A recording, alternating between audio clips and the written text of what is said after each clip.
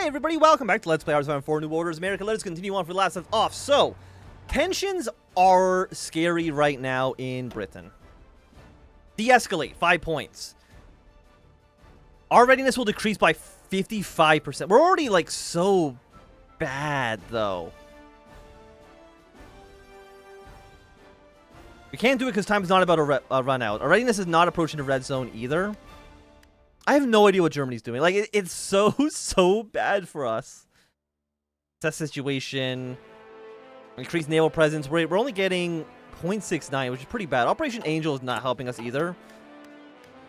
With their negative percentage there, but we'll try our best. Let's go to Gobas here. Oh, JFK's dead immediately. Instantly. We don't roll over. The crowds lining either side of the street alongside Desley Plaza seemed like a colony of angry, righteous ants. At least from the rooftop which Bobby Cherry had been laying on. Adjusting his scope and looking down at the people below him, he could almost make out some faces. Though despite their total lack of individual features, with perhaps a single exception with raised fists and furrowed brows, they could all be totally lacking any kind of features at all. And even a blind man could tell of their hatred and anticipation of Kennedy's reconciliation rally. It was in the way they stood, in the way they focused on the street ahead of them, the way they seemed to neglect everything else around them. Luckily for Cherry's plan, sitting atop the depository, it seemed like the whole world was happening beyond him. Nothing could touch him, and he could affect none of it. That is what life had felt like until this very moment, being left unable to leave a mark on Malaya, his country, and now even his hometown. The notion that he could reclaim control over his life was liberating. Some people below him began to scream and jeer. It was almost time. Even above the crowds, to the point of him being nothing but a speck to them, he could hear their anger, their spite.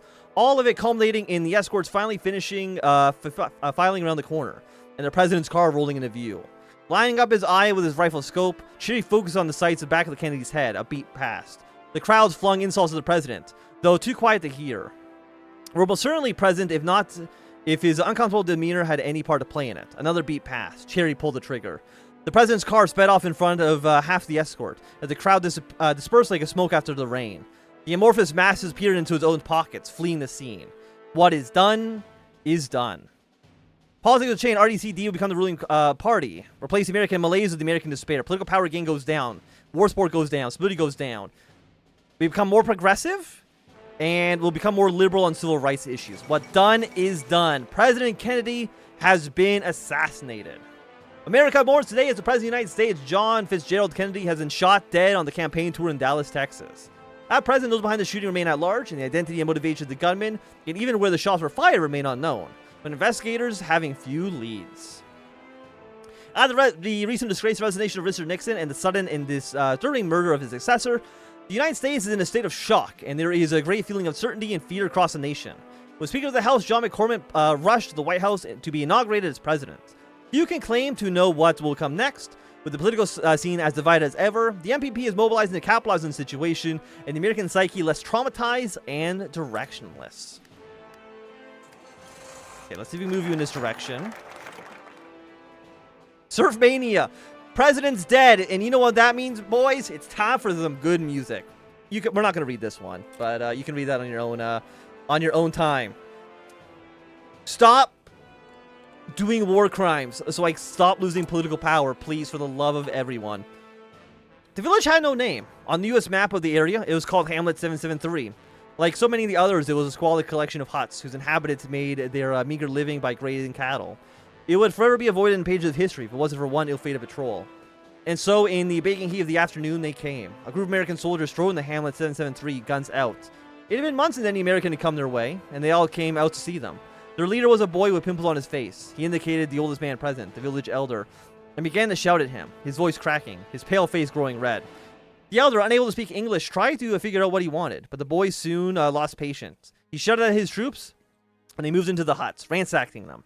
As the elder approached the Americans to ask them to stop, the boy struck him with the ground, light swarming behind the elder's eyes as he wiped the blood from his face. He could hear the shouting. In Tswana, in English, looking through clouded eyes, he saw the group of women approach the boy, pointing to him and yelling. The elder tried to entreat them to calm, but the words died in his throats. Everything after that happened so suddenly. A girl ran from the group. She didn't get 5 paces before being shot, rang through the air, and she dropped like a rag doll. The elder tried to rise, fell, shots tore through the air above him. Silence. Then the wailing began. It hadn't taken more than 10 seconds. Gathering what little remained from his strength, the elder rose to his knees. Twisted bodies lay everywhere. Women, children. The American boy was shouting, his voice cracking. The elder looked back at his people. The few still upright, kneeling, wide-eyed with horror. He began to crawl, but felt his spirit fading, like a cloud passing into the distance. Fainter, fainter. Can you please... John McCormick, you're not going to be able to do too much for us here. The McCormick presidency, 7 days. We're fucked, right? Like, so I'm at the breaking point. A deal was reached or one side has retreated. Britain and America proposed a deal. Cost of decision will decrease as the crisis progresses. I mean, it's all so bad. But I mean, I was gonna say it's okay. I mean, it's not really okay. But there's also like not much we can really do about it. Can you please mobilize over here? Thank you. Have you go up along the coastline. Scapui Demand will be taken. When will you get there? You'll be there in 2 days. You will get there in 2 days, 7 hours. Okay, so you'll get there before I do, which is a little annoying, but could be worse. You're at 70. Air Doctrine. Oh, I guess we can take Artillery Barrage. Okay, let's get that going as well. Like, we're getting +2, which, I mean, is nice. But we need substantially more to do anything. Despite his best efforts, Robert F. Kennedy could not hold back his tears. He was supposed to give a big speech about his brother's legacy, about the strength and dedication of his character, and how he was an example to all those within the halls of power.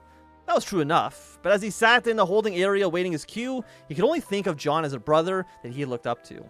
His greatest inspiration and his closest friend. He wondered if he should just call it off, so great was his grief. Grief and anger. John was killed because he was the president.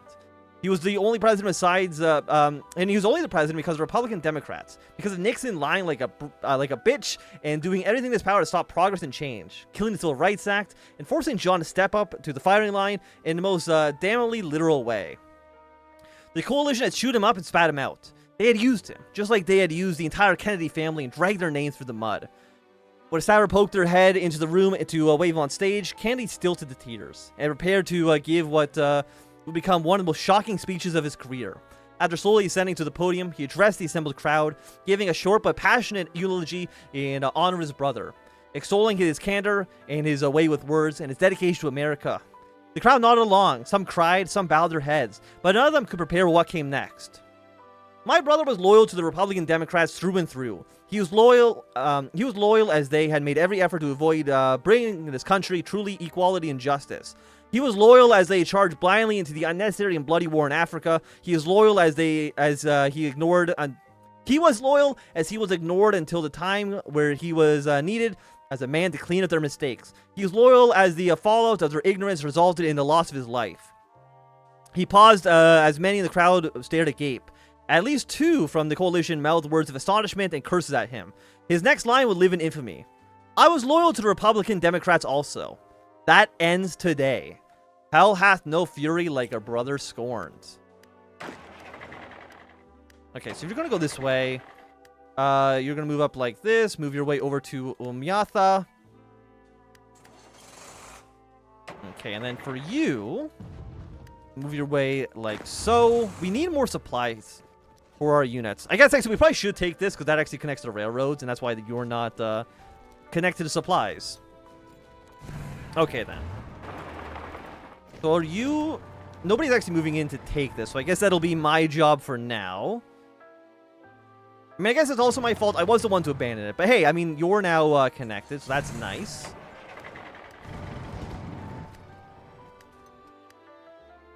I mean, we're making good progress, for sure. Remain calm. Okay, that's for Africa. The burden of power. John McCorman never wanted this. His career has been more successful for sure. He always wanted to serve the country, and what he saw is a stable choice with the coalition. And in his tenure as Speaker of the House, he had performed admirably. if he did say so himself. Then Nixon lied and Kennedy died, and suddenly this Boston-born son of a hod carrier found himself thrust into the highest office in the land? The days seemed to blur together as he struggled to gather himself. The Oval Office was a whirlwind of activity. Endless lines of politicians and secretaries rushing to give him the lay of the land. More rioting, the cells cried one. Latest casualty reports from South Africa.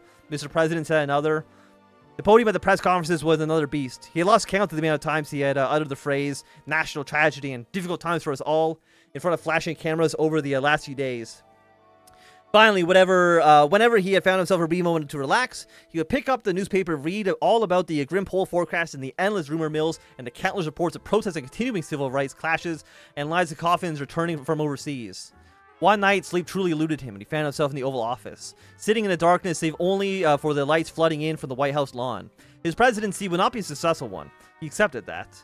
He made no plans to run for the election to try to legitimize or extend his rule, but perhaps he could steady the nation well enough so that he, who came after him, could be in a shot to triumph. Steeling himself, the caretaker president prepared to for the ordeal ahead. Well, I mean, luckily, it's...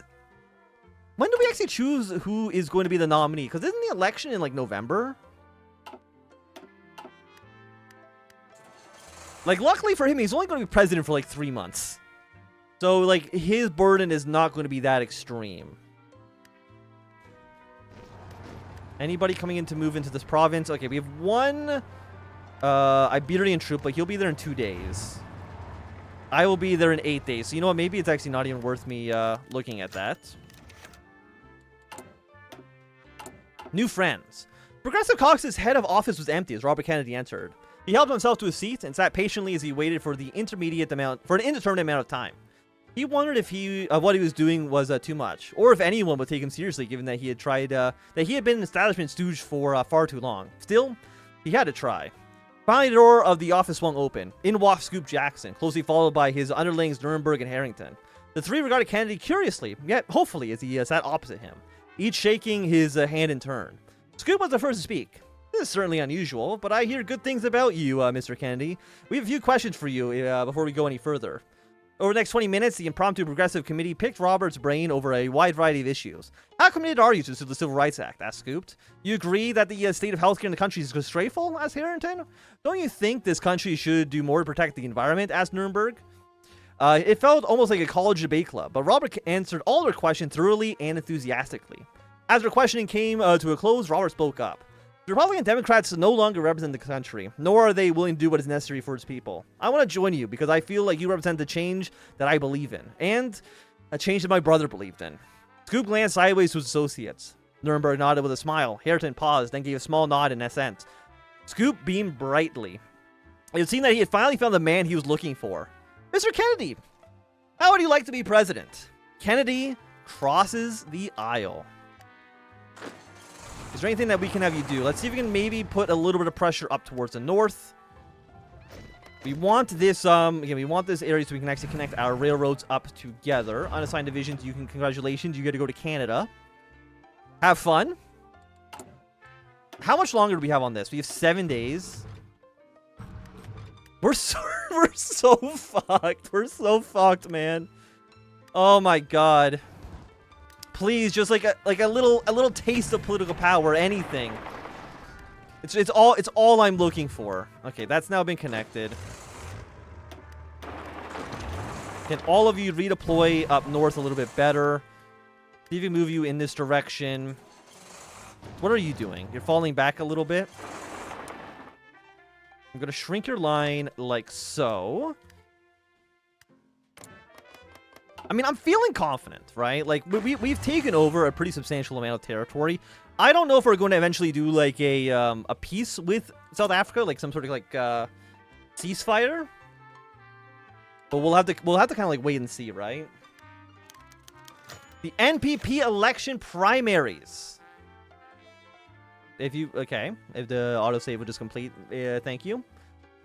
The National Progressive PAC Convention concluded today with perhaps one of the greatest shocks in the American political system since the unification of the Republican Democrats and the rise of the NPP itself.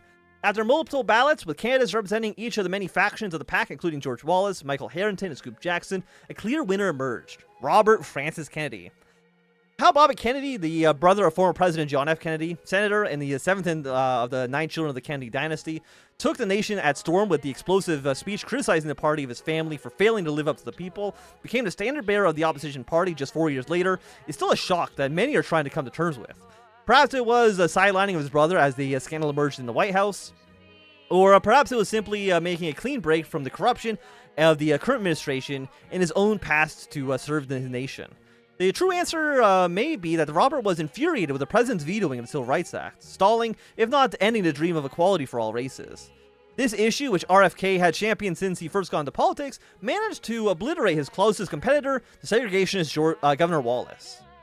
In his victory speech, Robert Kennedy made his support for civil rights adamant. We must recognize the full human equality of our people before God, before the law, and in the councils of the government. We must do this, not because it is economically advantaged, although that it is, not because the laws of God command it, although they do, not because the people of the other lands wish it so. We must do it for the single and fundamental reason that is the right thing to do. Already, RFK has great support across the nation, from African Americans seeking to end the terrors of Jim Crow, blue-collar workers that see him as their strongest advocate, progressives wishing to make the United States a more equal society, and the millions more that just want to banish the corrupt and dirty politics of Nixon to history books as fast as possible. It remains to be seen if this can be if this can translate into victory in November. So, what is the popularities? Are you Okay, yeah, that's not really NPP presidential election. How's it looking right now? I mean, 537 to 0. I would say those are some great margins. Now, I don't think that's going to hold true in time, but we'll kind of have to wait and see on that one. We have 4 days until the breaking point. I mean, I guess we might as well assess this situation. We're not going to get 62 political power in 4 days. Like, that's not happening. Let's increase naval presence. We'll try the best that we can. I've got a feeling, though, we're going to lose England. We're going to lose England to win South Africa. Is that really a great trade? Yeah, probably. I mean, maybe. I mean, Africa is in, like, an important shipping lane. Fractured food supply. I mean, we're still defending them to the best of our abilities. Remain calm. 40 political power. I mean, too little too late, but I mean, I guess we'll take it. I don't really have a choice in the matter. You know what? I guess you guys now probably can just, like, do a regular attack plan. Just move your way all the way up to Leopoldville. Yeah, you can go there and then go to here and then move your way up the coast, go up to Luanda. How many troops do you have? 5 to 14, 4 to 14. Like, they have about as many troops as I have volunteers. Like, I don't think they can even, like, fight us. Like, I think we just victory point rush at this point. Like, it's so over that it's kind of crazy how over it actually is. For them. I mean, it's going great for us.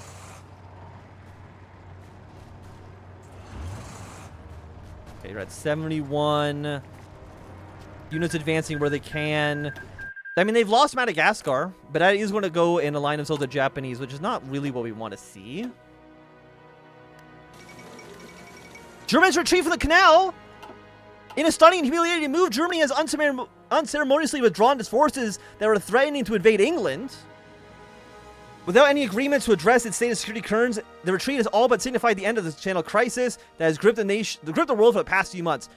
With Rule Britannia being heard sung around the highlands of Dover, celebrations have broken out across not only in Britain, but also the rest of the OFN. With Americans overjoyed at the successful show, with the Alliance's power and the Commonwealth stating its delight, the re-establishment of British relations. I am fucking stunned that we won. How? Because they were at 31, we were at 38. Okay, it was fucking close, man. It was close. Let's give... I mean, I guess we'll give the Philippines more money then.